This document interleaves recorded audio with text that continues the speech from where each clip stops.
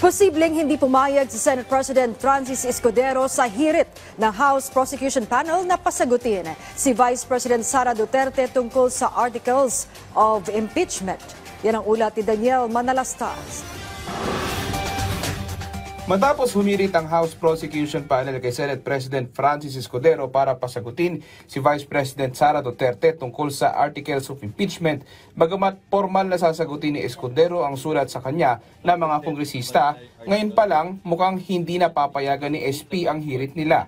Ang katwiran ni Escudero, kapag may sesyon lang ang Senado, pwedeng ipresenta ang Articles of Impeachment at dito lang din daw pwedeng i-convene ang impeachment court. Na-present na ba nila yung Articles of Impeachment in plenary? Na-convene na ba yung court? Hindi pa naman eh. Hindi pa rin pwede yung writ of.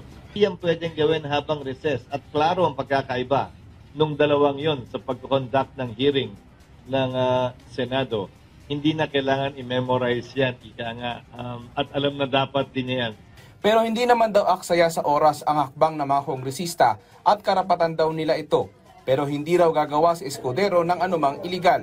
Baliw ba na lang kung magkaroon ng special session na duda rin siyang ipapatawag. Kung gusto nila makipagdebate, huling payo na lamang siguro, natutunan ko, bata pa lamang ako, sa kakamadali, minsan lalong nagtatagal. Baka mamaya binibigyan lamang nila ng dagdag na rason at armas ang nasasakdal, ang dinedemanda nila, ang ini-impeach nila para questionin yung proseso sa Korte Suprema.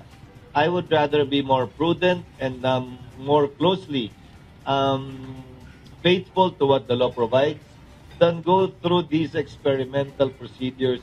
Si Senador Alan Peter Cayetano sumigunda naman sa pahayag ni Escudero. So ang point ko, I understand you want to start it, I understand you want to preserve the evidence, I understand na ready na kayo in everything, but you gave it to the Senate on the last day. Kasi sa akin, it doesn't make a difference whether ngayon June or July, di ba? Pero remember, 24 kami, di ba? So yun lang sa akin na stop beating a dead horse. Nagpre-prepare kayo, that's good.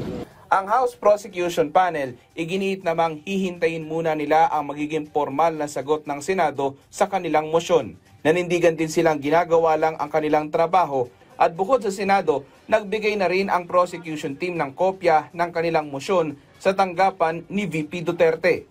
With all due respect sa ating Senate President, no, we are only being responsive to the mandate of the provisions of the Constitution.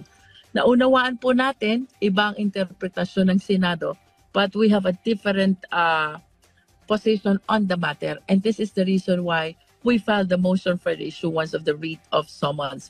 Dahil kami man po, gusto po namin ay maging responsive kami, compliant dun sa aming duty under the Philippine Constitution.